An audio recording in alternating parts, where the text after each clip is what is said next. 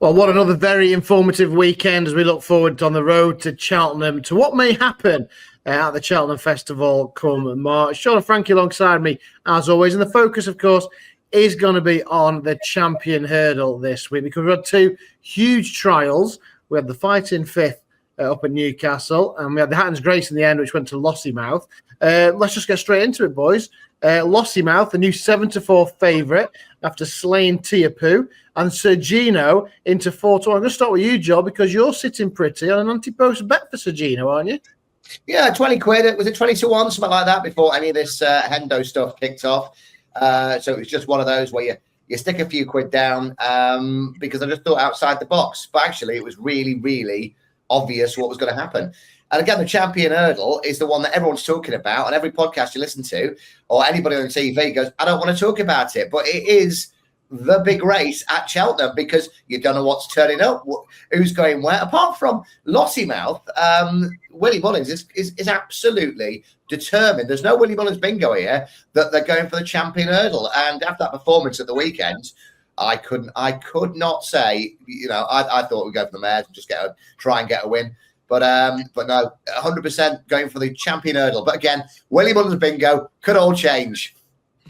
It can. I mean, how do we treat the form from this weekend, Frankie? Because obviously Mystical Power didn't really turn up in the Fighting Fifth, so Sir Gino was left with beating lump sum as a handicapper. And I mean, they went a crawl in the Hatton's Grace, which just set it up for Lossiemouth. We kind of discussed it, didn't we? We're going to go a decent gallop and try and make it a stamina test. They didn't. They went a crawl, and Lossiemouth, in receipt of weight, she absolutely dotted up. So I'm questioning the substance of the form this weekend.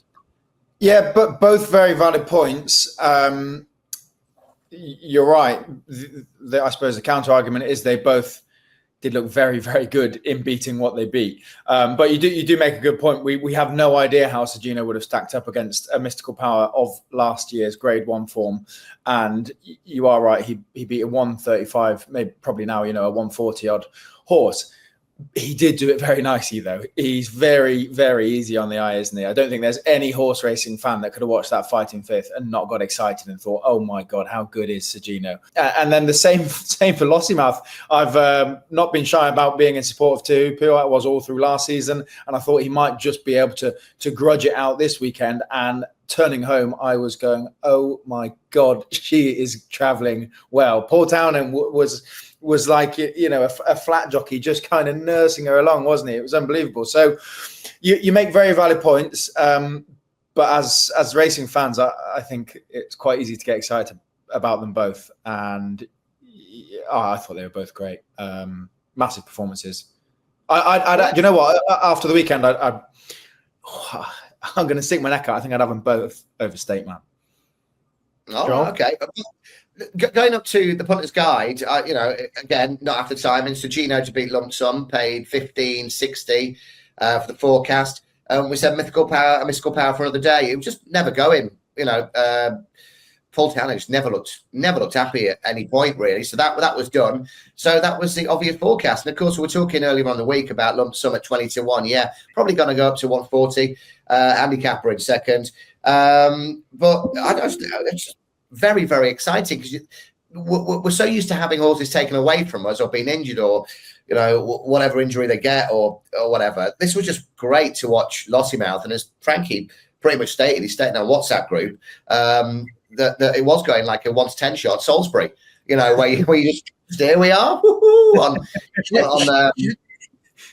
She did hit 2 out. Was it 2 out, 3 out? 3 out, wasn't it? She did hit that and made a bit of a mistake and came straight back on the staff. Yeah, she's gone, and normally you go after her and whatever, straight back on. So there's a lot of potential there. Obviously, the conundrum is we probably shouldn't talk about it, but Nicky Henderson has still said how good you don't know how good Sir Gino is over a fence, and Constitution Hill is absolutely fine. Which brings me to this. Yeah, but there was also. Wasn't there a mythical gallop that Nicky Henderson had at like 4 o'clock in the morning or something where Sir Gino was unbelievable over fences that nobody saw?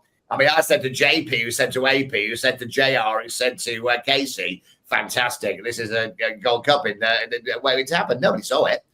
Right, revised market then. So Lossiemouth 7-4, Sir Gino 4, State Man Constitution Hill 9-2. 3-5 right now. Where's it going, Frankie? I was about to say I'm not having a bet, but it's a 3-5. If it's free, I think you've got to play the most certain, in my opinion, to have a crack because it's free. So I stick it on Lossiemouth. Joel? Because I'm sitting pretty on an anti-post fluke, I'll go Lossiemouth as well, just with the mayor's weight allowance. But it's a ridiculous conversation because if they all turned up, I wouldn't back her. I'm just betting on the basis that, Sir Gino might not. So, we're saying that actually, if Constitution, this is the stupid thing, isn't it? We've got into it without wanting to go into it. But if Constitution Hill doesn't go, that means Sir Gino probably does, and then I would back him.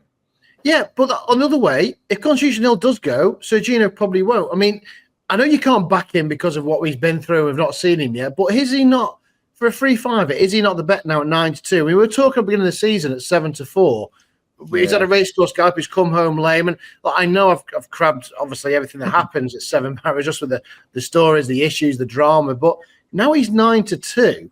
If he goes, Sir Gino doesn't, and he is the best horse, and he only goes if he's 100% fit. So I've kind of changed the reason. I wouldn't touch him at 7-4, and I would want to see him on a racecourse. But if he bolts up at Christmas, where he may face Lossiemouth, all right, how would you price up the Christmas hurdle, Lossiemouth and Constitution Hill? I think if he runs, I'm backing him. I think if he's on a racecourse, you're being asked to take Lossiemouth 7-4, and he's 9-2. And I know all they say he's well-being and everything, but do you think that she goes off favourite at Christmas hurdle over Constitution Hill? Yeah, it's a very interesting market. 2 minutes before the race, I'd say Constitution Hill is shorter. But really, I want to see him at the start. I want to see him down at the post. I'd say he's still shorter. It's just not a Jeriko Du Reponet like we're doing on the Punter's Guide, and the prize was coming out, and you're going, 11-2, 6-1. It'll finish first or last, and what it finished, fourth or something, fifth. I never really put in the race. To be fair, Frankie got that spot on. He said it'll either win or it won't. Yeah, fair play, Frankie. I knew I'd be right. Yeah, you were totally right. So I think it's one of those. Look, how devastated would you be if not for a fiver, but how devastated would you be if you're on at 7-4 now and just hoping that the horse comes back? Obviously, you know the risks, but at 9-2 or 66-1 now, you give me 100 quid at 66-1. Good luck getting it on. But Constitution Hill didn't turn up after 100 quid, haven't I? At least I got to hold my hand up. I can't remember what price the Gino was, but I had a muggy double on when all this was going on. Constitution Hill was about 11-4 and Sir Gino for the Arkle. I thought I will have a bit of that in case he does come back and plans all go to plan. Well, that's the thing. I mean, if Constitution put yourself Nick Henderson, she will move on in a sec. But if Constitution Hill wins at Kempton and turns up and everything's hunky dory, what's the plan for Sir Gino? Are they going to clash? Bearing in mind the Donnellys have also got State Man. Yeah, I know it's tricky, isn't it? I wouldn't know how much it takes for a horse to change course like that, and how ballsy you've got to be changing plans midway through the season from hurdles to fences. Guess it depends what he does at home, but you wouldn't want to go to an Arkle. Like an Arkle's fast and undulating around Cheltenham if you haven't had much experience over fences, would you? Yeah, but he can get them right at home. He has done over the years, and as much as we can crab what goes on there's horses that we haven't seen for a while, and they come back under a different discipline. And look, he keeps bringing up Bouvardere every single time. We do it Bouvardere, then we came back and we wasn't and all that. So it is what it is. But for that's what happened before Christmas, doesn't it? Surely we need answers this side of the or this side of January. Yeah, well, we'll get that answer on Boxing Day for sure. Yeah, depending on what happens in the Christmas hurdle and Constitution Hill. But I just thought all of a sudden he's 9-2 with all the well-being and everything granted, but he goes off a lot shorter. Does Sir Gino turn up if he goes? And I say we'll find out if he does clash with Lossiemouth at Christmas. It's a real conundrum, and that's what we love, isn't it? It's great to have four in the mix. Anyhow, right. Talk about the stage. We talked about Teahupoo. Was it his best this weekend? Goodell had a few reverses. We'll talk about them shortly, but Teahupoo probably one of them. But I said the race wasn't really run to suit. I mean, he's gone and tried and won his race, but obviously it turned into a sprint, and that's only going to suit one horse, wasn't it?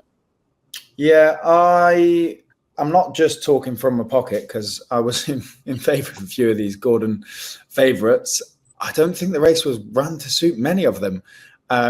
which with the view towards Cheltenham, about Teahupoo for the Stayers, about Firefox if he's an Arkle horse, about Romeo Kulu if he's going to win a Grade 1 Novice Hurdle. I haven't lost as much faith in any of them as some people might have.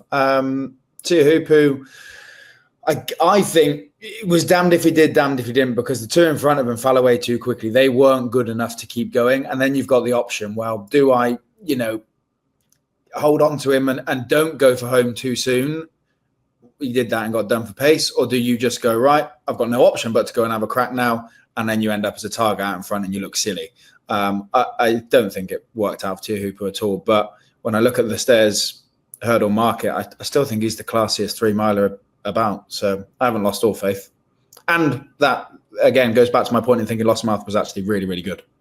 And I generally don't like taking the short prices like the 7-4 on Constitution Hill, but I thought it looked value.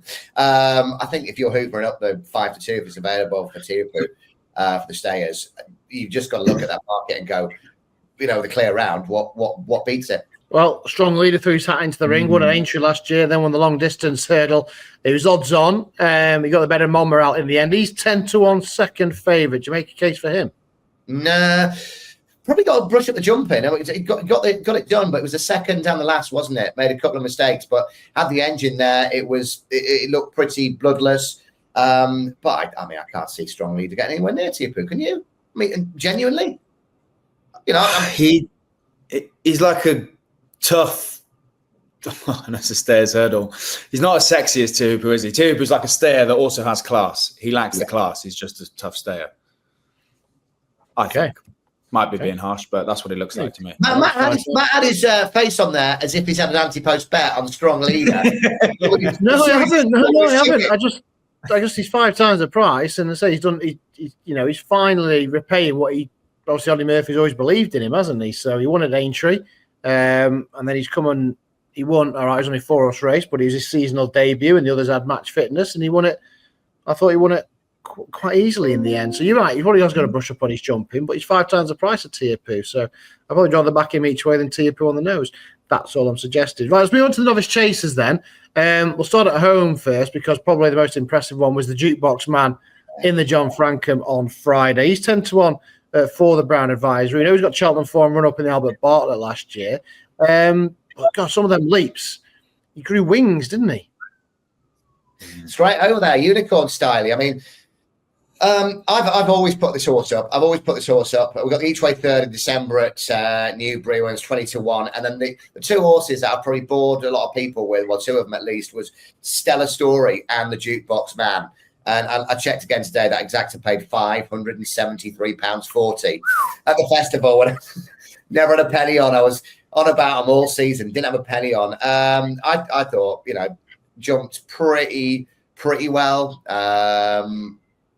Just stayed on well, and Ben Jones at the end, who is a really, really good job. There's some really good jobs coming through at the minute. The younger ones. I don't think we're in that peak of having our golden generation again, but with the current crop, but some really good young jobs coming through. And Ben Jones looked like he'd been on a stag do and pulled Natalie and Brillia in 1997. Afterwards, he looked so happy, the lad. Really, really like this horse. But both drift in the market when we go to Johnny Who, which I really fancied, and Captain Teague. Now, because the Jukebox Man is he's a bit of a nutcase, I think, and can do some weird stuff. I think he might be a bit of a cliff horse for a few people, because we've seen this now, and that's why I like backing this horse at silly prices each way. I would never touch the horse on the weekend at 9-4, and like I say, I was over Johnny Who. But we are probably getting value towards the festival. What price are we? 10s. Take that in it. I don't think it's a bad price at all. It was good, wasn't it? He jumped exuberantly. Probably would actually want him to jump slightly more efficiently, but it shows that he's got plenty of talent and zest in him. And you are right, but Ben Jones and Ben Pauling were celebrating as if they had won Cheltenham, probably because they'd seen it at home and they wanted him to deliver on the track, and he did. And it's good to see them have their stars performing well as well. Ben Pauling's a good trainer and hardworking, and had a bit of tough luck, didn't he, last year? So good to see him get a good one in. I was more impressed with another horse in the Brown Advisory market, though. But I'll let you steer the ship, Matt. See where we go next. Go on. Imperial Pass, I thought was great. Oh, really? Yeah, I thought there's room for improvement in his jumping, but I actually prefer, when you're looking at a 3 miler, for them to just pop them and be a bit more efficient. Okay, that leaves, maybe you get closer to them and it might look a little bit messy sometimes, but his first 5 offences, he's Grade 1 winner up to 2 miles, 5.5 furlongs at Aintree. He's won at Cheltenham before. I think he's gone over fences. I would like to see him over fences last year. I've been kind of waiting and hoping he has, and it was a satisfactory start for me. I think 3 mile chasing could bring out better in him. I was quite impressed with him. It's 16-1 for both the Arc and the Brown Advisory. So you go up in trip for 3 miles. Yes. I don't think Joel was impressed though. Wasn't I was not doing. Really? Who you dating? No. It was jump left, which is not going to be a problem. Obviously at Aintree. Aintree at Cheltenham, the amble to Aintree. It's not going to be a problem. And everybody's got an opinion, and it was just was it what the price it go off? 6 on. Oh yeah, ridiculous price. You need to get the old race IQ data on it and see what is jumping, what he was actually doing over them. But I quite like the way that from what my eye might be miles off here, but more than not, I thought he landed continuing at the same speed. They weren't slowing him down much, I didn't think. All right, let's talk about the Drinmore. What do we learn from that then? Croke Park winning in an absolute humdinger, bunch finish, 4 within half a length. And we mentioned Gorgeous Tom, Joel. Absolutely 50 yards, he's in front. Yeah, back that 14-1. I couldn't split the top 2 in the market, so I went for a bigger price of 14-1. I think it was back to the 9s or something like that. 2 strides more, and what it won was tailed off. Turned into a sprint, and I picked the wrong outsider. I thought the winner was given an absolute brilliant ride by Sam Ewing. So does that mean the other lot were given shockers? I don't think so. Right from the start, Hartwood, Firefox couldn't have split them, and I said Gorgeous Tom had to go up from the grade 3 up to grade 1, but it was worth a £5 or a tenner. Didn't collect on that, but I'll be really interested to see where Gorgeous Tom goes next. I really, really like this horse and was really, really just all over him. But I don't know. What is the form worth in this race, to be fair? If you run it again in 2 weeks' time or a month's time, was there fitness there? Was there stamina issues?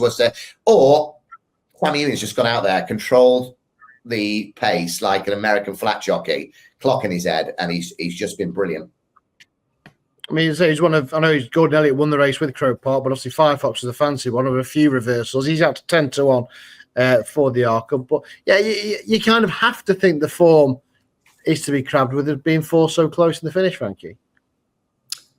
Yeah, I rarely, like to say that a horse I backed should have won. That's very easy to say once the race is around, but I've watched it back a few times. I said it every time. He should have won. You blame the jockey, then the trainer's bent, and then the bookies are in on it. You know what to do. Yeah, I just thought, he couldn't quite make up his mind whether he was going to go inside or outside.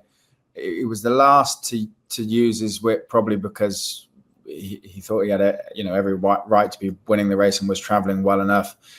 Got a little bit squeezed going into the last, didn't give him the clearest look at the last, and then landed slightly, not flat-footed, just awkwardly, which blunted his speed a bit. And there's not that much of a long run in to sort yourself out. I just don't think he was given the best chance to win. And I reckon if you ran that race again, or if they clash again at another course, I'd say Firefox probably is the best horse.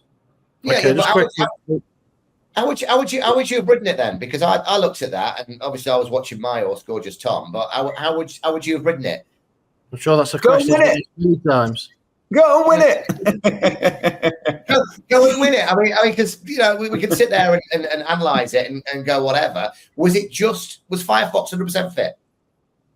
Yeah, I think just the way the race panned out, there wasn't maybe room for him to go and win it. As I said, was he coming inside? Was he coming outside? Didn't get the clearest crack at the last fence and landed, came over the other side of the last, going slowest out of the three, and then almost picked back up to win. I just think you jump the last better, or you get a clear aim at it and you go and have a crack. I think if he'd have pinged that, he would have won. But look, jumping is part of the game. So, all right, just a couple of others. Talking of jumping being part of the game, Jeriko Lord didn't really impress me at Kempton. He's 28-1 for the Arkle. He was obviously mentioned. I know you like him, Frankie. Yeah, good, great winner. Yeah, he was satisfactory, wasn't he? Do you have him right up there as the kind of Grade 1 Arkle horse? No. Might there be an each way angle in potentially, but probably not. Well, definitely not at this stage in the season for me. I just thought he had a satisfactory start, didn't he? And what about and Gidley Park was pulled up with an irregular half. Yeah, exactly. Yeah. So that was that. So again, I'd want to see Jeriko Lord again. And also, what? I would say, he looked physically like he'd grown up, Jeriko Lord. I thought he looked like a bigger horse when watching him. Maybe not next to Gidley Park, but once he was pulled up, I thought he was fine. I wasn't getting overexcited. Did his job. What did you make of Caldwell Potter yesterday, Joel? I just wrote down on here. It's got some engine. I haven't seen him for a while. Got some engine. Again, these shorties that on reappearance. I want to see more. Was there much word from the budgie smuggler gang, Frankie? They're out here in Hong Kong. Spirit Dancer has a crack at the Hong Kong Cup on Friday. They've got one of the best teams in racing at the moment, haven't they? With Khalifa Burley and Regent Stroll and Regent Stroll, yeah. They're absolutely flying. What a life it must be now. You retire from your proper job. You downgrade a house size. Have a couple of quid at a couple of nice horses, and then they're flying, the lads. They are. And they get to, was great, wasn't it? And they get to see Frankie Foster on the travels. That's what give me away from that, lad. Don't get near me. That's the downside to it all. Keep bumping into me. Oh no. It was good. I'm fascinated to see how he's campaigned, because targets for the future and all that, isn't it? So see what he does and whatever. But he made a nice start. They'll all be very pleased with him. And as we were talking about, they love the game. It's great to see him go up to Carlisle. Yeah. Right. Let's just chat about the Novice Hurdlers. We'll start with Regent Stroll then, because you did just mention his name, Frankie. Made an absolute howler 2 hour, but fair play, came back on the bridle, and obviously don't know what the form was worth, but won by 9 lengths doing a hat canter. Yeah, looks a proper horse. Same sort of thinking about him and the Paul Nicholls yard and the record at Cheltenham. You'd be having him for his chasing career and further down the line, and you wouldn't be getting stuck into him as like a superstar speedy novice hurdler, would you? It's more about just him growing up and doing his job as he gets older. But I'd say he could be a proper horse in the making. Yeah. Joel? It's a Nicholls cut and paste thing, isn't it? A nice little hurdling career, but once goes over fences, be great cruising and until the two out, bad mistake, and then once again back on the snaff, wins by 10. And in that market, I've had a bet in the market, the Yellow Clay. This is the only horse I keep getting given, and it's one of Gordon's.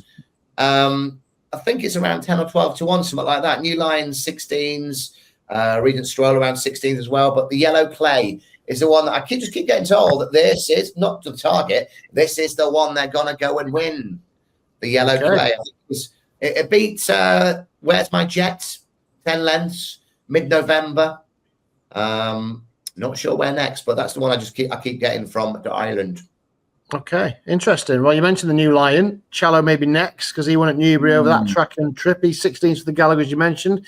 18s Regent Stroll. What do you make of the New Lion at the weekend, Joel? Just easy. Is it 3 from 3 now? Yeah. Yep. Yeah, easy. 3 from 3. Very, very nice. Was part of a threefold ACCA. And it was just nice, but nothing to get me super excited. I think they're skinny at 16s. If they're both at 16s or 18s, I would have had Regent Stroll over New Lion, but back to the Yellow Clay, and that's just on word. So 3 from 3, nice. Frankie? Great, could win the Challow. English can't win the Gallagher, and have slim chance of winning the Supreme. I am not giving up hope on my beloved Romeo Coolio to get stepped up in trip. But Cheltenham bumper winners or bumper 1, 2, 3s, they normally go well in the old Ballymore now Gallagher. I wouldn't give up on him. He got done for a bit of speed at the end of his race. I still think he's got class, and I'd like to see him at 2.5. Well, he's 20s for that. He's 16 for the Supreme after being beaten. Were you a little bit disappointed? Yeah, I was. He got a fairer crack than Firefox, in my opinion. I don't know. I think he'd be better over further. There was a quote from Gordon saying that he was the fastest that he has, hence the kind of thinking going towards the Supreme, because he's got a decent novice hurdle outfit, as Joel just said, with the yellow clay. But after watching that and potentially even going back and looking how he came second in the bumper on pretty bad ground, I'd like to see him over further. Okay. I don't know if you saw this one at Fairhouse. This is the race where Firefox beat Ballyburn last year. It was obviously a deep novice hurdle. Dream to Share was in it last year's or the year before's bumper winner. But a horse winner called Ballygunner Castle, who just got hampered by a loose horse all the way up the straight. Twice. Nearly got through and still managed to get up to win. He's not quoted. I think it was one horse that fell at the first. It was, I made note of it. It was that 200 to 1 shot of Lorna Fowler's. The jumping wasn't particularly great. And at the finish line, a length and 3/4 or a length and 1/4 or whatever it was. So I think that it's worth further than that distance says, and it's worth looking back. Ballygunner Castle from the weekend. If you didn't see it, it's worth looking back because it was inches away from being unseated, brought down 3 times, and even after the line.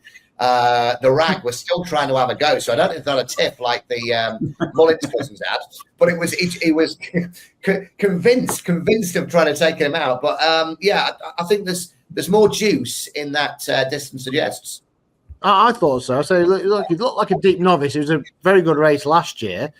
Trains a creature of habits. They always usually send a good one, but to be fair, he got absolutely battered all the straight, and he still had enough to win. I thought he was very interesting. I did as well. What about the juveniles? Because we had a bit of a turn up when all this big talking horse Willie de Huel was beaten yesterday by 33 to 1 shot, Joel. Yeah, Naturally Nimble again was given a great ride by Richie Deegan. It's one of Joseph's, isn't it?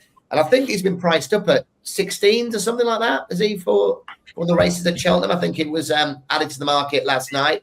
This is the next coming, isn't it? And Willie has one every year. And was absolutely smashed overnight and drifted out a little bit, but was absolutely smashed. Everybody said this is the next coming. And I think they went too quick in front as well. I don't think it was given the best ride. But again, from France, you don't know what you got there, and you're just taking the trainer's word on form and the stable lads and lasses and whatever, and the price. So it would have early let you down if you'd have stuck an acca on that. It was Saturday, wasn't it? The Saturday race, and I was taking my lad to football, and I put it on. I didn't put it in my acca because it was a stupidly short price, and watched it, and not massively impressed. Look, well, come on, lots for the run, as the old cliche goes. But I think if they really were desperate for that horse to win first time out, it could have won. But Naturally Nimble, I don't think it was a fluke for Joseph O'Brien. 18 to 1, Naturally Nimble, out to 12 to 1 now, double in price, Willie de Huel. Obviously, East India Dock, now the 6 to 1 favourite. James Owen has been telling us he had a better one at home. He either lied or. I mean, obviously, social media was absolute awash with armchair jockeys, but it was a very interesting ride. Yeah, it was, I suppose. Don't know what else to say on that. The horse was, getting educated. Just 4 runners, and he's trying to squeeze through a gap between 2 runners when he's got all the Newcastle to venture. So I suppose he's trying to teach him a few things. I'd say, just trying to educate him, and then when he can't win, then why flog him, save it for another day. But either way, it doesn't matter. East India Doc's going to win the Triumph. The English can't win the Novice Hurdles, but we can win the Triumph Hurdle. We can't win the Supreme and the Gallagher, but we can win the Triumph. James Owen's our leader, and East India Doc's leading the charge. We'll see what handicap Mark Lavenhill Mob gets to the Fred Winter as well. And they've also got OPEC, the filly who won at Newbury very impressively, beating another one of theirs. Was Ambientimigo? And then they've got Liam. And then they've got Liam Swagger running this week to remain unbeaten as well. So they have got the Triumph division by the proverbials, Joel. Yeah, OPEC. That was the one that James Owen was talking about. I've got a one better at home. We've already seen it. We've got another one better at home. You know what I mean?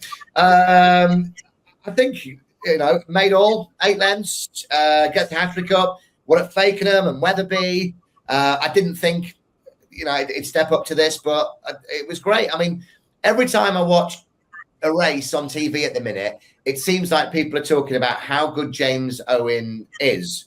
And, the horses that he's got and, he's taken from other trainers and whatever. But every time I seem to back one of his, like Lavender Hill Mob, at a shorter price, I stick it in an acca, it does absolutely bugger all. But OPEC couldn't have had him. But 8-length win, probably the best jock in the country. Sean Bowen on there. And really, really impressed at the weekend. But he has got 3 more faster ones and better at home. I know we haven't started our anti-post slips yet, but I honestly think I could start backing East India Doc. I think he was that good at Cheltenham, and a few have fallen apart that were promising before running.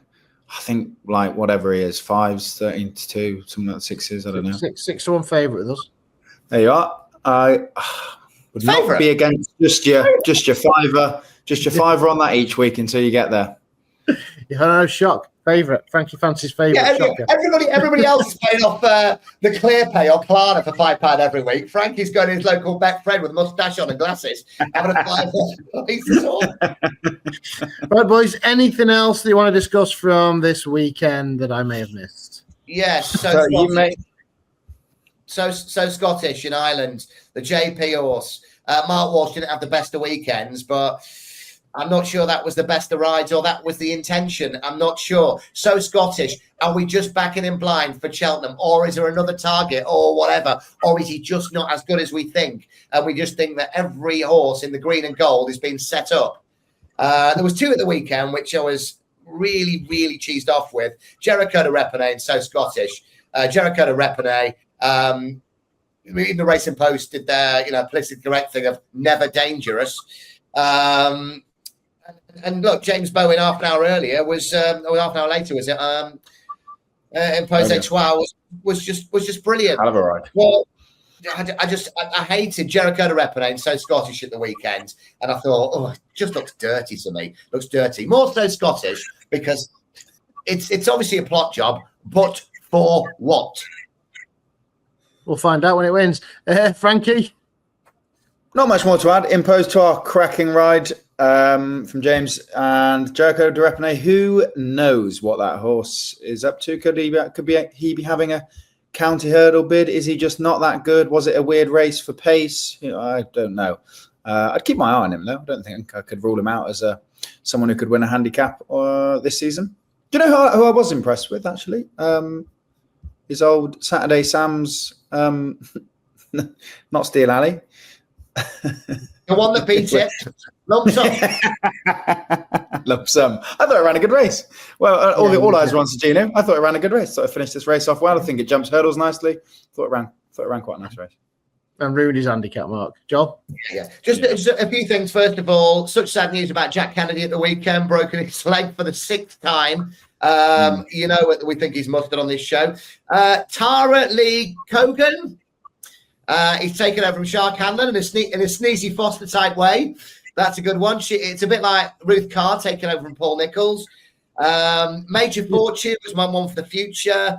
We'll go on the 27th of December at Chepstow in a 3-mile handicap there. I think it's Welsh National Day there. Yeah.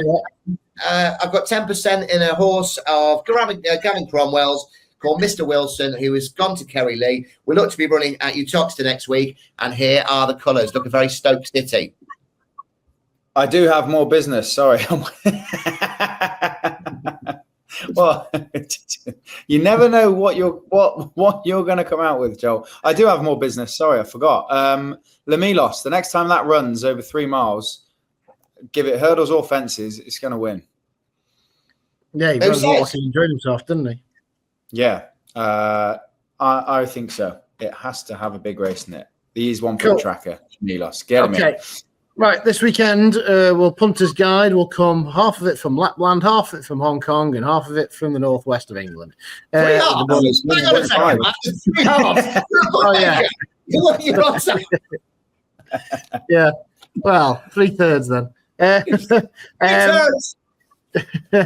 Tingle Creek, John Bond et al. Will come under the guys, and of course over the big fences, the Grand National fences for the Beach Chase. Make sure you join us on Friday, like, subscribe, and of course you will be notified whenever there is a new episode of either Punter's Guide or The Road to Cheltenham. See you soon.